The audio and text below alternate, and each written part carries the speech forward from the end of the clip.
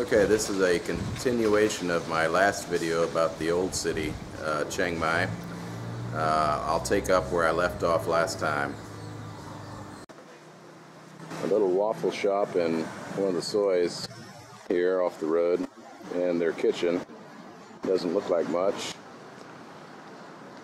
And Som's Thai food, not open yet. And down there is Peppermint Cafe.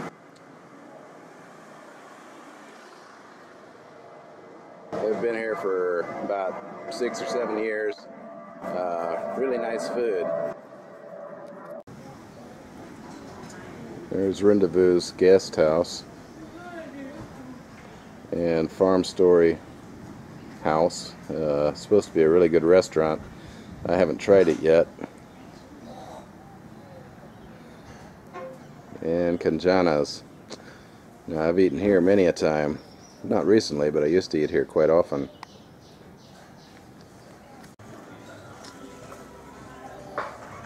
Gobble Guest House. I know the owner of this place. And a new place, the Garden Yard Inn, built by a Chinese businessman. Ampawan House. And the Bodhi Tree.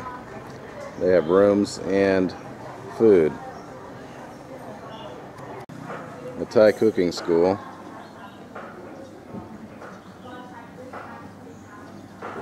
Christie House, a little guest house. And Coffee Plus with coffee and also a food menu. And they have tour guides. They sell tours here too.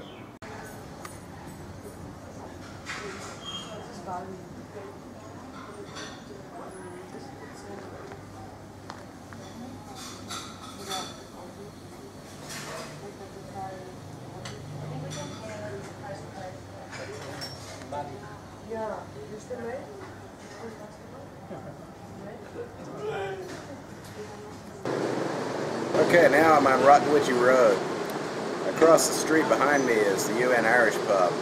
It's been here for a long, long time, 20 or 30 years. On Thursday nights they have a quiz night there. The team I used to play for never won, but we did have a good time competing. They also show all the sports from around the world on satellite TV. So if you like English football or American basketball or just about anything, you can see it there. On the Road books. They used to be across the street, but at both locations they've served up great books for many, many years. And a trio of places you can eat. Bamboo Cafe, Euro Diner, and Chiang Mai Saloon. Chiang Mai Saloon is more of a bar, but it also serves food. Mountain Coffee bar. Just another coffee shop here in Chiang Mai. They're everywhere. They claim to have organic coffee. This is your house too. Now, this is the very first place I stayed in Chiang Mai. I stayed here the first night I came to town. I had reserved it online because I knew I'd need someplace to stay and didn't know anything about it except that it was 120 baht a night. It was a total dump. Grody, old threadbare sheets, a hard lumpy mattress. I only stayed one night and quickly moved out.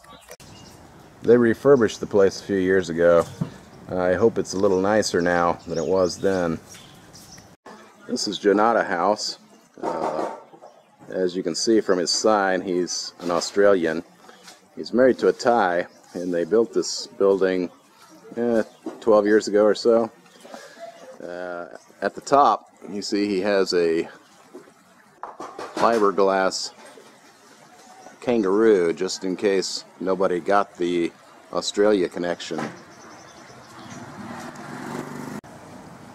And Chinda House. I stayed here for several months. That room right there at the end, that was my room. I was the first person to live in it. They were building this place when I moved to Chiang Mai, and as soon as they finished it, I moved in. This is the Chiang Mai Historical Center, one of 3 museums right in this area. I'll show you the other 2 in a minute. None of these is great museums, but they're okay, so.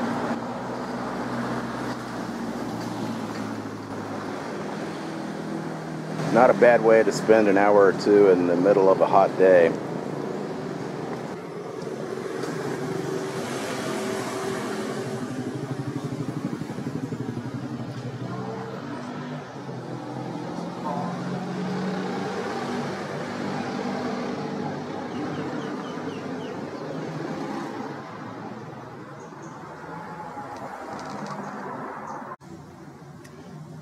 You can get 1 ticket for all 3 of these museums, and it's good for several days, so you can take 1 in a day, which is probably more palatable than trying to do them all in 1 day.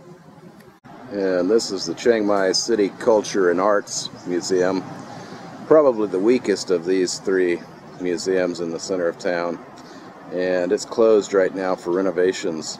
I'm not sure when it'll reopen. And this is the 3 Kings Monument in the center of Chiang Mai, or Anusawari Sam Gasat, as it's said in Thai. The 3 kings are the kings of Chiang Mai, Sukhothai, and Phayao. They formed an alliance about 700 years ago, which is considered to be the beginnings of the Lana Kingdom. And this is the Chiang Mai Folklife Museum. It's pretty good. This used to be the courthouse for Chiang Mai, and then about 10 years ago they redeveloped it as a museum.